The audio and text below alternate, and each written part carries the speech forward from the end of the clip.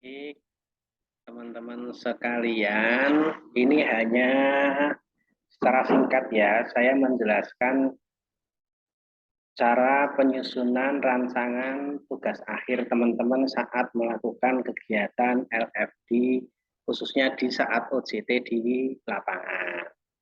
Ini harus disusun dan harus dikerjakan. Jadi sebelum masa OJT, teman-teman nanti melakukan kegiatan seminar rancangan aktualisasi. Nah, tahapan apa yang harus dilakukan? Yang pertama, teman-teman dengan persetujuan mentor mempelajari dan mendalami, menemukan isu atau permasalahan yang akan diangkat di OJT. Pastikan minimal skupnya adalah kecamatan karena teman-teman adalah di level ahli pertama. Rugi kalau hanya tingkat desa, satu desa gitu lagi rugi. Harus minimal 2 desa untuk skup kecamatan. Kalau bisa kabupaten ya tidak disarankan sih, tapi sebaiknya kecamatan. Setelah rumus isu minimal 3 ketemu, kemudian disusun rumusan rancangannya. Tuh, tuh. Nah, dalam keberlanjutannya nanti teman-teman merancang implementasi tugas akhir dari kegiatan itu apa? Dari aspek penyuluhan, minimal 3 ya, penggerakan, pelayanan, dan pengembangan media. Itu clear ya, clear ya. Saya akan mencontohkan misalnya. Misalnya isunya teman-teman setelah dapat 3 gitu, kemudian diturunkan menjadi satu isu utama. Nah, misalnya isunya apa ini misalnya? Masih rendahnya pemahaman keluarga mengenai partisipasi KB pasca persalinan di Kecamatan X, misalnya begitu. Karena isu yang diangkat adalah terkait rendahnya pengetahuan dengan partisipasi KB pasca persalinan, maka tujuannya adalah meningkatkan pemahaman. Itu ya, itu berarti kan hanya satu variabel. Nanti teman-teman harus membuat minimal 2 variabel. Nah, rumusan rancangan implementasi tugas akhirnya gimana? Nah, untuk teman-teman penyuluh KB, selalu kan ada yang namanya penyuluhan, pelayanan, penggerakan, gitu kan ya. Maka itu dibikin tabel. Jadi misalnya hari pertama, kan ada 14 hari itu. Kegiatannya adalah pendekatan tokoh formal. Dalam rangka apa? Dalam rangka koordinasi dengan camat untuk melakukan sarasehan bangga kencana di tingkat kecamatan. Outputnya apa? Nah itu di kolom ketiganya.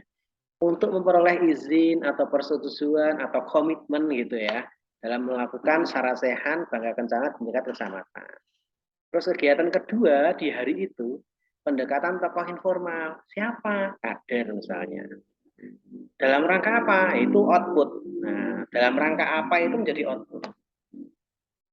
Ada keterlibatan aktif dari kader dalam kegiatan sarasehan. Jadi kalau dibahasakan kalimat itu kader dapat berpartisipasi di sarasehan. Hari kedua misalnya, kalau tadi pendekatan tokoh formalnya dengan camat untuk menyelenggarakan aktivitas sarasehan, maka hari keduanya adalah sarasehannya. Bukan sarasehan pembawa acara di Antv, bukan. Tapi sarasehan tingkat kecamatan. Satu. Yang dua apa? Yang dua membentuk kesepakatan atau pembentukan kesepakatan. Ketiga apa? Setelah pembentukan kesepakatan, pemantapan kesepakatan.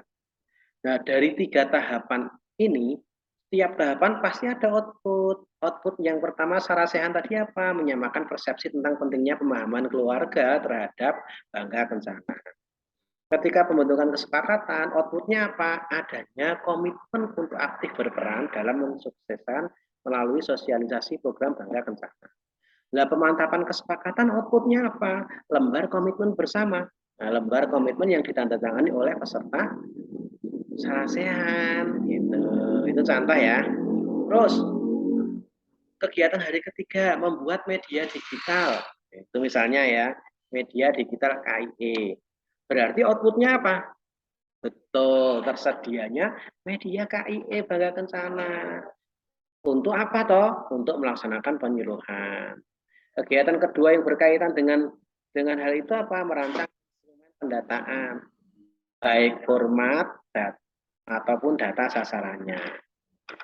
Outputnya apa? Membuat format, tersedianya format untuk pendataan sasaran bangga bencana. Nah, aktivitas yang berikutnya di hari keempat, pemetaan dan pendataan uji instrumen pendataan. Ini saya hanya misalnya loh guys ya. Nah, sasarannya kok sasaran pemetaan dan pendataan uji instrumen pendataan, maka outputnya adalah adanya data sasaran ibu hamil dan ibu yang bersalin. Tahap keduanya di kegiatan ini pembentukan grup pelopor. Outputnya SK kader peduli bangga kencana. Itu contoh. Kalau tahapan sampai di hari ke-14 gitu. Dan kemudian sebutkan nanti manfaatnya. Nah, rancangan implementasinya itu dikaitkan dengan 10 langkah PLKB. Ketika teman-teman, misalnya ini, saya mencontohkan satu atau dua saja ya. Kegiatan satu itu kan melakukan sarasehan hasil pendataan di tingkat kecamatan. Tujuannya apa? Adanya kesepakatan antara camat, lurah, kapus, bidan desa, PLKB, Muspika tentang pentingnya pemahaman keluarga terhadap program bangga kencana. Hasil yang diharapkan dari sarasehan itu apa? Tersampaikannya maksud dan tujuan isu bangga kencana. Karena ini penting dan perlu adanya tindak lanjut. Bukti kegiatannya jangan lupa, ini yang harus dilampirkan dalam seminar, hasil nanti di akhir. Berita acara hasil penyelenggaraan sarasehan di tingkat kecamatan. Ini semua bisa didupakkan teman-teman besok. Itu. Ini dikaitkan dengan 10 langkah PLKB kan ya? Betul. Monitoring dan evaluasi program Bangga Kencana di tingkat kecamatan. Tujuannya apa monitoring itu dan evaluasi? Untuk pembinaan. Sehingga aktivitasnya adalah melakukan kunjungan pasar pemasangan KB untuk dijadikan teladan atau percontohan. Hasil yang diharapkan apa? Adanya keteladanan atau percontohan akseptor KB. Bukti kegiatannya apa? Laporan hasil MONEF. Program Bangga Kencana tingkat kecamatan. Jangan lupa harus ada diketahui oleh camat atau UPT atau koordinator. Itu pilih salah satu. Kemudian tahapan ketiga di rancangan kegiatan penyuluhan ya ini aktivitas penyuluhanmu ini ya. Di penyuluhan yang kegiatan ketiga di penyuluhan adalah KIE melalui media massa. Nah, tujuannya apa tujuannya? Untuk ketersediaan artikel mengenai Bangga Kencana di Silili, misalnya tentang Silili itu. Tujuannya hasil yang diharapkan tersampaikannya materi KIE melalui media massa. Buktinya, dokumen atau laporan melakukan KIE melalui media massa dilengkapi dokumentasi, diketahui oleh KUPT atau koordinator. Itu contoh penyuluhan, minimal 3. Tuh, penggerakan juga 3. Minimal. Pelayanan juga minimal 3. Pengembangan media KIE juga minimal 3. Nah, pengembangan media KIE itu gimana ya? Itu mengembangkan media KIE berbasis teknologi di daerah kabupaten kota. Hari pertama loh ya. Kalau mengembangkan gini kan tidak terbatas pada wilayah yang desa, 2 desa enggak. Tingkat kabupaten kota enggak apa-apa.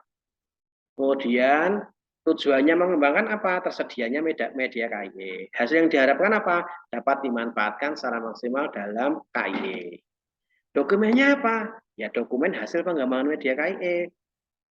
Diketahui oleh siapa? Pejabat yang berwenang. Sesuai perban loh ini ya. Sesuai perban. Dan seterusnya, dan seterusnya. Kemudian itu ada timeline. Nanti kan sudah ada tanggal-tanggalnya, hanya 14 hari kerja, tanggalnya itu sudah definitif, sudah fix, bukan hanya minggu pertama, minggu kedua gitu. Lengkapi di akhir rancangan tugas akhirmu dengan daftar pustaka. Itu saja teman-teman sekilas singkat bagaimana cara mengawali untuk menyusun tugas akhir dalam OJT LFD ini. Gitu ya. Terus kalau konsultasi dengan coach atau mentor, konsultasikan secara tertulis. Itu ya, jangan langsung telepon, kasihan coachnya, kasihan mentornya nanti gendandapan. Itu terima kasih, saya Jami, coach dari Balai Diklat KKP Banyumas yang akan mendampingi teman-teman semuanya. Terima kasih. Assalamualaikum warahmatullahi wabarakatuh.